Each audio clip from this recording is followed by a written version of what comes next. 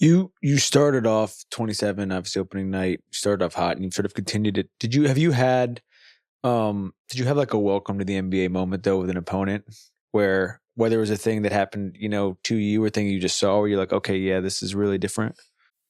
Hold on a second. This motherfucker had the opposite of a welcome to the NBA moment. He dunked on Corey Joseph. I was actually thinking about this because I'm like, that's like an inverted welcome. It's like Inception shit. I don't even know. Tenet. Yeah. No, that was that like you said, kind of the other way around. I never had a dunk where like a guy tried to take a charge and you kind of do the jump over him, like knee to his chest type thing. Like I never had nothing like that happen. So for that to happen in my first game was crazy. And it kind of had that feeling, because when I dunked it, in my head, I'm like, oh shit. And then you kind of can feel the arena. We were on the road and the arena kind of had that same like, type vibe. And it was a crazy moment. But the other way around though, playing against KD, I think, was kind of my little welcome to the NBA moment. I guarded him for most of that game, and it was really just nothing you could do. Some guys like get to the line a bunch, or play with the refs and get calls, and that's how they get 14 points from the line or whatever. But like KD was straight business. Like wasn't saying nothing to the refs. Was getting to the line. I think he hit like 4 or 5 free throws, but he had 45. So most of those was buckets. And I think he missed 5 shots that game.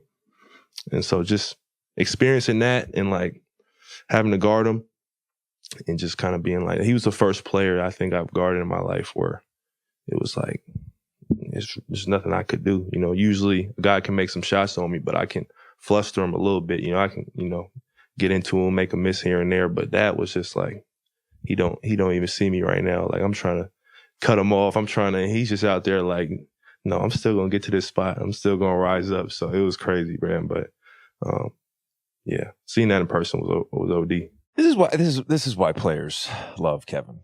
This is why every player thinks Kevin is great and one of the all-time greats. And we talked about this with Kevin last year when we brought up, he's in a league of his own in some ways. And we can argue. I'm not going to do it here because I'd get in trouble every time I do it. We can argue about, is it Giannis? Is it Steph? Is it Luka? Is it whoever? But whatever. KD, I think it's what you mentioned. It's the business of getting buckets. If that's the goal of basketball, it's just like I said, all those guys is great players, but like in terms of a guy who you can't stop, like you can, double team a guy, you can pack the paint on a guy and like make it difficult for him. But like with KD, there's really nothing you can do. Like he's going to hezzy pull from 3. So you got to guard that. If you jump on that, he's going to hezzy you and get to the mid range. Then he's gonna get to the basket. Like he's 7 feet. He's shooting over centers.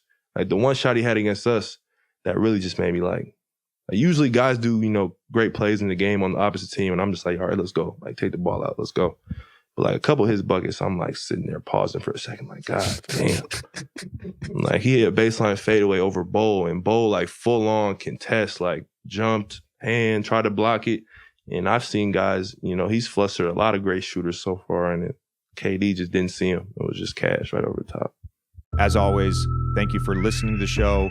Please subscribe on YouTube, Spotify, Apple, Wondery, wherever you listen to your podcast. We appreciate you guys.